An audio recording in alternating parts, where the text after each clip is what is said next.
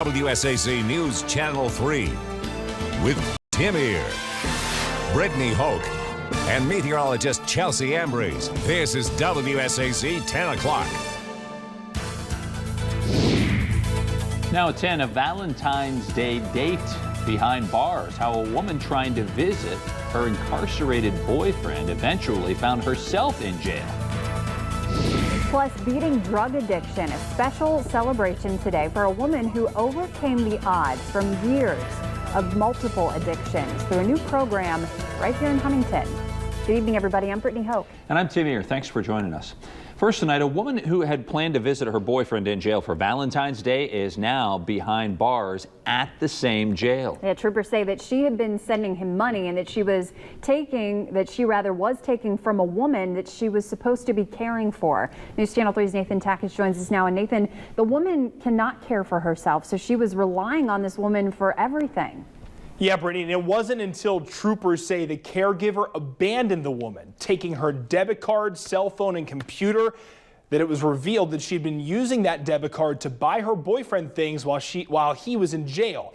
So here's where that Valentine's Day plan got foiled. Katrina Miller, who is 35 and from Hamlin, was walking into the South Central Regional Jail today to see her boyfriend when state troopers arrested her. As they worked the case, troopers discovered that she had scheduled a Valentine's date with her boyfriend at the jail today.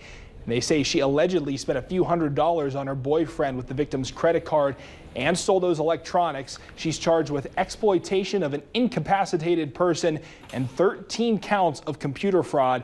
That's 14 felonies in total. So Miller showed up for her date but never got to visitation. Brittany, she is, however, at the same jail tonight. She was unable to post her $5,000 bond. All right, Nathan, thank you. And the victim is now being cared for by another family member. This man accused of trying to poison and strangle his pregnant girlfriend is spending his Valentine's Day evening in jail tonight, too, according to a criminal complaint.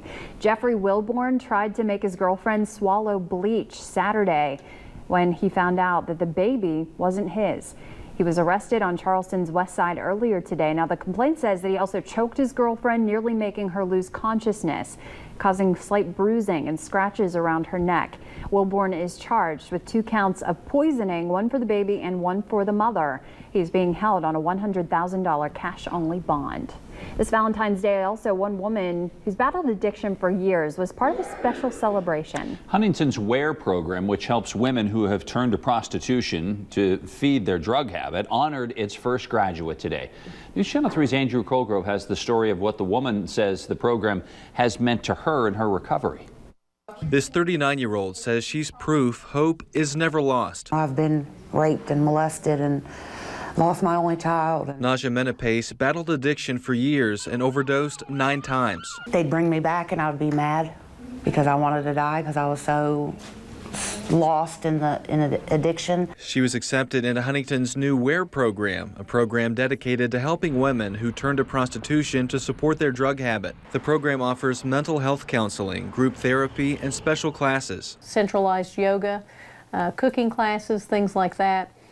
They actually learn to become productive citizens again. Naja says the program taught her to be self-sufficient and helped turn her life around. Now I have my own apartment. I've been there about 5 months. Valentine's Day, Naja was recognized as the first WSAZ graduate.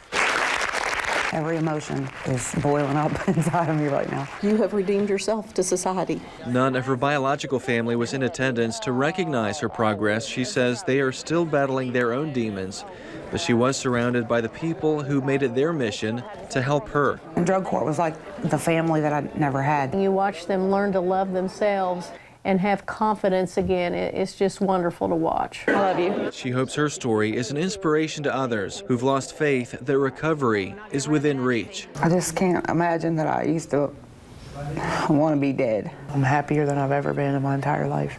And I want to live today. Andrew Colgrove, WSAZ News Channel 3, Huntington. It is just fantastic. So just the ultimate congratulations to her. 17 other women are going through the WSAZ program right now. This started in 2015 thanks to a 3-year grant. Well, we've been dealing with those clouds all day, and they stick around at least to start the day tomorrow, and they also bring a chance for some flurries across the area. So here's what we're looking at as we plan to go into our day tomorrow. We could see those clouds, scattered sprinkles and flurries.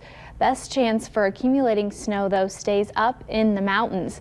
Brisk, though, we do have some blustery winds, and temperatures are slow to warm up only into the low 40s, although we will see some bluer skies by the time we get into the afternoon.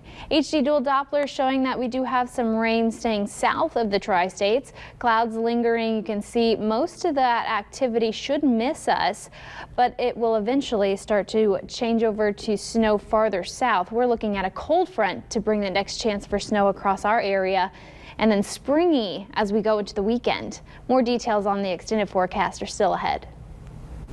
All right, thanks, Chelsea. One person died and 2 others hospitalized after a vehicle rollover in Cabell County tonight. Deputies say this happened about 5:30 on State Route 2, right near the YMCA Kennedy Center.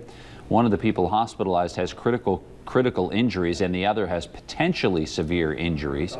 Deputies say speed was a factor in the crash, causing the vehicle to go off the road and crash into a tree. State Route 2 is still shut down in that area as crews continue to clean up the scene. Around the region tonight, a Kentucky woman was shot and killed inside of a doctor's office today. This happened at the First U Medical Office in Bedford. Nearby schools were put on lockdown as police search for the suspect. Authorities are looking for 45-year-old Timothy Riddle, who is believed to be armed and dangerous. Riddle is from Milton, Kentucky, and may be driving a tan Mazda Protege. It is not clear what the relationship he had with the woman he's accused of killing. Also around our region, where an elderly woman from Kentucky was removed from a home where she and her animals were living in filthy conditions. Deputies say they found the woman lying on the floor covered in animal feces herself in the home in Franklin County. The Humane Society had received a tip that a large number of animals were in the home. When the workers did a welfare check, they called animal control and the sheriff's department after what they found in there. The deputies discovered 18 cats and 9 dogs living in that home with the woman and her adult daughter. They said the smell was so overpowering, some rescuers had to wear masks just to get in the door. The Department of Social Services is also investigating, and the woman's adult daughter is the one who could be facing neglect charges. The animals, they say, were in fairly decent shape. Despite responding to more than 100 calls every year, one fire department in Johnson County still sees the need for more firefighters during the slumping economic times. W.R. Castle Fire and Rescue has more than 30 firefighters on their roster, but they're having trouble finding help. Their deputy chief says they can usually get nearly a dozen firefighters to respond to a call. He says the more backup, the better. It's harder than ever for us to get personnel and to get them trained to the level they need to be trained, and then to have them available to respond to calls. But the deputy chief says it isn't too difficult for you to join if you'd like to help. All you need to do is apply, pass a criminal background check, you be in good health, of course, and then complete 150 hours of certification training.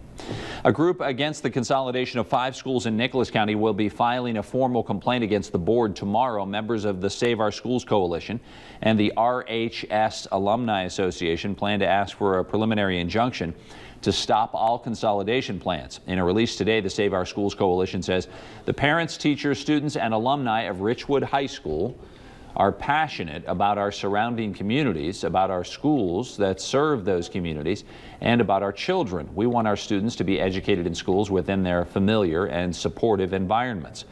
We need our schools back in Richwood, not only for the economic and social well-being of our part of the county, but for the county as a whole.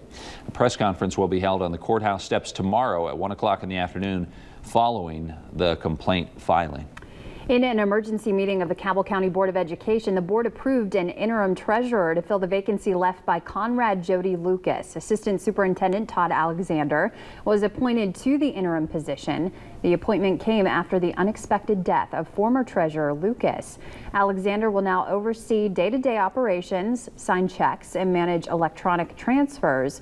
Board members say that this will not be an easy position to fill, so it's important to find the right person.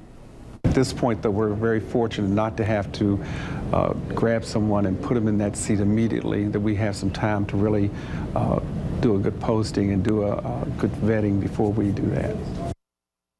Help with more detailed aspects of the job, the county has contracted a former employee. Drew Rotkin of Taylor County worked with Lucas and is familiar with that system. Well, dozens of new jobs are coming to Cabell County soon. State officials say that the wholesale grocery distributor H.T. Hackney Company is opening up their first warehouse in West Virginia. The company is expected to create about 70 new jobs by locating their 246,000 square foot warehouse in Milton. The distributor will start accepting job applications at Milton City Hall on Thursday.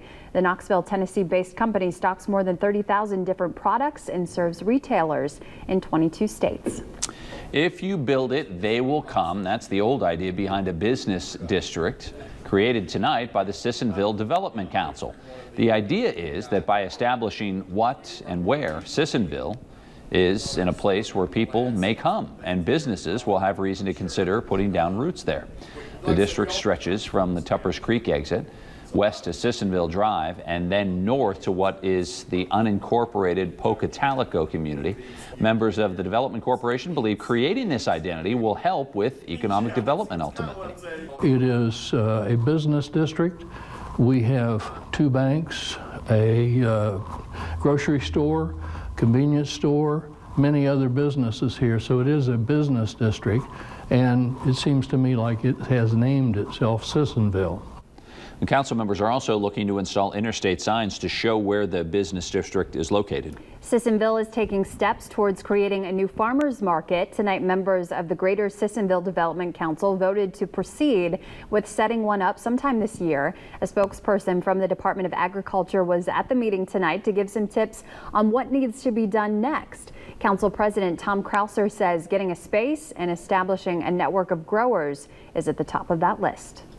Putting together a market does take a little bit of work, but really it's not that complicated. There's not a lot of hoops to jump through if it's a simple market. When it becomes more complicated, there's a few more hoops, but it's something that the Department of Agriculture is always willing to help people get started. No dates have been set yet for the farmers market. As we get more information on it, though, we'll be sure to keep you updated over on WSAZ.com. Gun silencer sales are strictly regulated by the federal government, but now some lawmakers want to remove those regulations. WSAZ found out why the restrictions were there to begin with and why some gun advocates say using suppressors is simply a matter of health. WSAZ investigates silencer stigma Thursday at 6 on News Channel 3. A major blow to the Trump White House. Still ahead, how one of his critical advisors has already called it quits just weeks into his presidency.